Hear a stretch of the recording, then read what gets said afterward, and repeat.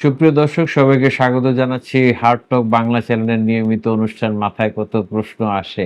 মাথায় খুব সুন্দর একটা প্রশ্ন এসেছে। আচ্ছা, প্রতিবাদের ভাষা হিসেবে একজনের উপরে আমরা ডিম ছুঁড়ে মারি কেন? আমরা কেন রুটি ছুঁড়ে মারি না, মূলা ছুঁড়ে মারি না, এটা গাজর ছুঁড়ে মারি না। এটা কেন? ডিম কেন ছুঁড়তে হয়? এটার বিষয়টা কি? কথাটা এসেছে সেটা হচ্ছে যে আজকে শনিবার ১৩ই সেপ্টেম্বর, ১২ই সেপ্টেম্বর সন্ধ্যায় লন্ডনের ইউনিভার্সিটি অব লন্ডনের School of African and Oriental Studies SOAS, এই সোয়াসের একটা সেমিনার যেখানে যৌথভাবে এটা আয়োজন করেছিলেন লন্ডনের বাংলাদেশ দূতাবাসের সাথে বিশ্ববিদ্যালয়টি যৌথভাবে এই সম্মেলনটি সেমিনারটি আয়োজন করেছিলেন। সেখানে উপস্থিত ছিলেন অন্তর্বর্তী সরকারের তথ্য ও সম্প্রচার উপদেষ্টা মাহফুজ আলম। উনি যখন বেরিয়ে আসেন তখন লন্ডনের আওয়ামী লীগের নেতা কর্মীরা ওনার গাড়ির উপরে ডিম ছুঁড়ে মেরেছেন। মানে গাড়ির উপরে আক্রমণ করতে গিয়েছিলেন, কিন্তু ওই পুলিশের বাধার কারণে আক্রমণটা করতে পারেন নাই, তখন ডিম ছুঁড়ে মেরেছেন। পরবর্তীতে যেটা জানা যায় যে ওই গাড়িটাতে মাহফুজ আলম ছিলেন না, অন্য একটা গাড়িতে উনি অন্য দিক দিয়ে বেরিয়ে চলে গেছেন। কিন্তু আন্দোলনকারীরা, বিক্ষোভকারীরা, মানে আওয়ামী লীগের নেতা কর্মীরা তারা ভেবেছেন যে ওই গাড়িতে মাহফুজ আলম আছেন এবং মাহফুজ আলমের উপরে ডিম ছুঁড়ে মানে তারা এক ধরনের প্রতীকী প্রতিবাদ করেছেন। তো এটা এই ঘটনা কিন্তু নতুন না, এটা সম্প্রতি বেশ ঘটছে। এর আগে আমেরিকাতেও এরকম একটা, নিউ ইয়র্কে এরকম একটা ঘটনা ঘটেছে যেখানে মাহফুজ আলম উপস্থিত ছিলেন। ওনাকে পাওয়া যায় নাই একইভাবে, কিন্তু প্রতিবাদ সেখানে হয়েছে। তো গাড়ির উপরে অ্যাটাক হয়েছে, তো সেখানে মাহফুজ আলম সরাসরি ওইখানে ছিলেন না। এই লন্ডনের ঘটনাটাতেও একই রকম দেখা গেল যে মাহফুজ আলম ছিলেন না, তবে গাড়ির উপর মানে গাড়ির ভিতরে মাহফুজ আলম আছেন হিসাবে চিন্তা করে প্রতিবাদকারীরা ডিম ছুঁড়ে মেরেছেন। মাহফুজ আলম পরবর্তীতে একটা বিবৃতিতে বলেছেন, আমি আওয়ামী সন্ত্রাসীদের নাগালের মধ্যে প্রায় পড়ে গিয়ে যাচ্ছিলাম, এই ধরনের একটা কথা উনি বলেছেন। তো এটা আসলে একটা বিষয়, সেটা হচ্ছে কি ডিম ছুঁড়ে মারার এই প্রবণতা কেন? কিছুদিন আগেও আমরা দেখেছি যখন সাবেক আওয়ামী সরকারের এই যে বিনিয়োগ উপদেষ্টা সালমান এফ রহমান এবং আইন মন্ত্রী আনিসুল হককে প্রিজন ভ্যানে করে নিয়ে যাওয়া হচ্ছিল, তখন সেই প্রিজন ভ্যানে তাদেরকে উদ্দেশ্য করে ডিম ছুঁড়ে মারা হয়েছে। শুধু এটা না, আরো অনেক ঘটনা আছে। আমরা একটু তখন আসলে মনে প্রশ্ন জাগছে যে কেন ডিমটা মারা হয়। এটা এটা একটু বুঝা দরকার, জানা দরকার, ইন্টারেস্টিং মনে হইতে পারে। বিষয়টা হচ্ছে যেটা ডিমের ব্যবহার দেখে আমরা শুরু করি, সেটা হচ্ছে যে ইতিহাস যেটা বলতেছে প্রত্নতাত্ত্বিক অনেক বছর আগে, ৬ মিলিয়ন বছর আগে, মানে ৬০ লক্ষ বছর আগে থেকে মানুষ ডিম খাদ্য হিসেবে ব্যবহার করে। এটা বেশ জনপ্রিয় হয়ে উঠত।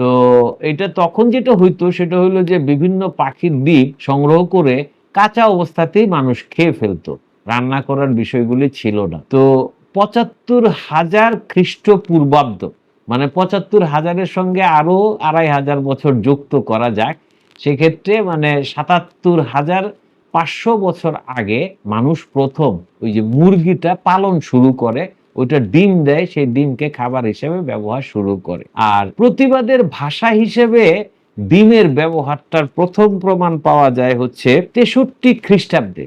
মানে ধরা যায় আজকের থেকে ২৫০০ বছর আগেই বলা যায় যে ২৫০০ বছর আগে এই ৬৩ খ্রিস্টাব্দে একটা ঘটনা ঘটেছিল। সেটা হলো যে আফ্রিকান গভর্নর যিনি ছিলেন ড্রেসাফেসিয়ান, এই ড্রেসাফেসিয়ানের উপরে হাডুরু মেটুমের অধিবাসীরা খাদ্য কেন পাওয়া যাচ্ছে না, খাবার কেন খাইতে পারতেছি না, কেন কিনতে পারতেছি না, এইটার প্রতিবাদে, প্রতীকী প্রতিবাদে এই ড্রেসাফেসিয়ানের উপরে ডিম ছুঁড়ে মেরেছিলেন বলে ইতিহাস থেকে জানা যায়।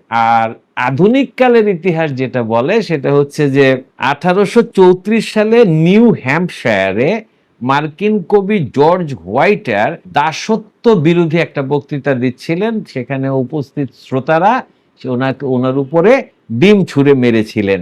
এটা হচ্ছে 1834 সালের ঘটনা। তো এই যে প্রতিবাদের ভাষা হিসেবে ডিম ছুঁড়ে মারা, সেগুলি আরো অনেক ঘটনা আছে। যেমন 2013 সালে যুক্তরাজ্যের মানে ব্রিটেনের প্রধানমন্ত্রী মার্গারেট থেচার মারা যাওয়ার পরে ওনার যারা বিরোধী ছিলেন তারা বলেছিলেন যে ওনার কফিনে ডিম ভর্তি করে দিবেন। তারা উপস্থিত হয়েছিলেন ডিম নিয়ে, কিন্তু পুলিশি বাধার কারণে সেটা দিতে পারেননি। 2003 সালে হলিউডের নায়ক সোয়ার্জনিগার ক্যালিফোর্নিয়ার থেকে নির্বাচনে দাঁড়িয়েছিলেন মেয়র পদে। উনি যখন নির্বাচনী প্রচারণায় গিয়েছিলেন, ওনার উপরে বেশ কয়েকবার ডিম ছুঁড়ে মারা হয়েছিল এবং উনি সেটাকে খুব বেশি মাইন্ড করেছেন বলে জানা যায় না। উনি মোটামুটি হাস্যোজ্জ্বল ভাবেই বিষয়টাকে গ্রহণ করেছিলেন। তো আরেকটা জিনিস যেটা, এটা ডিমের যে কাহিনী সেটার ভিতরে যেটা একটু ইন্টারেস্টিং এবং দুঃখজনক, ইউক্রেনের প্রেসিডেন্ট ভিক্টর ফেডোরোভিচ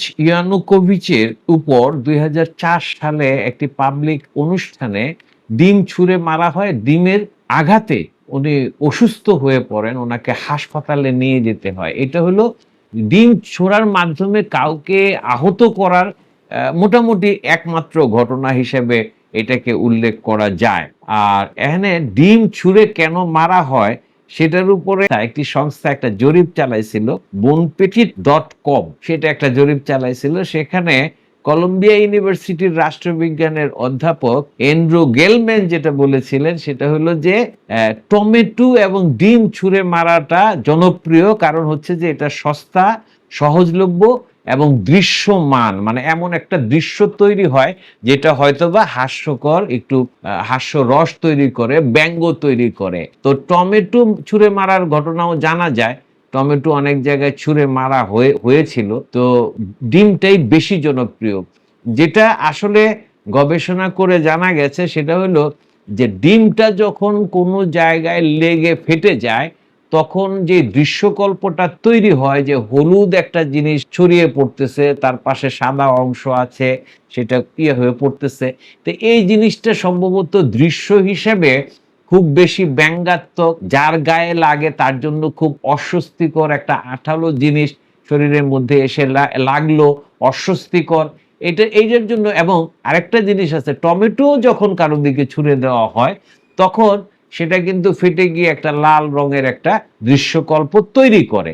ডিমের ক্ষেত্রে যেটা হয় সেখানে হলুদ এবং সাদার একটা দৃশ্যকল্প তৈরি হয় স্বচ্ছ, তো তার সঙ্গে একটি শব্দ হয়। তাহলে টমেটোর সাথে ডিমের পার্থক্যটা হচ্ছে যে টমেটো ছুঁড়ে মারলে শব্দটা ওরকম হয় না, ডিম ছুঁড়ে মারলে যে একটা ফটাস করে শব্দ হয় সেটা পুরো বিষয়টাকে আরো ইন্টারেস্টিং করে তুলে বলে মনে হয়। এই জন্য যারা প্রতিবাদকারী, প্রতিবাদের ভাষা হিসেবে, প্রতীক হিসেবে ডিমকে গ্রহণযোগ্য, ডিমের বিকল্প আসলে ওইরকম ভাবে তৈরি হয় নাই যেখানে ছুঁড়ে মারলে পরে একটা শব্দ হবে, যার উপরে ছুঁড়ে মারা হলো তার উপর তার একটা অস্বস্তি হবে, হ্যাঁ, বিশ্রী অবস্থায় পড়ে যাবেন। সম্ভবত দর্শক এই কারণেই ডিম ছুঁড়ে মারাটা জনপ্রিয় হয়ে উঠেছে। আমাদের সৌভাগ্য, আমাদের সৌভাগ্য কিনা বলতে পারবো না, মাহফুজ আলমের সৌভাগ্য যিনি ডিমের আক্রমণ থেকে রক্ষা পেয়েছেন। ধন্যবাদ আজকের মতো সবাইকে। দর্শক ভালো লাগলে লাইক করবেন, শেয়ার করবেন, সাবস্ক্রাইব করবেন। ধন্যবাদ এখনকার মতো।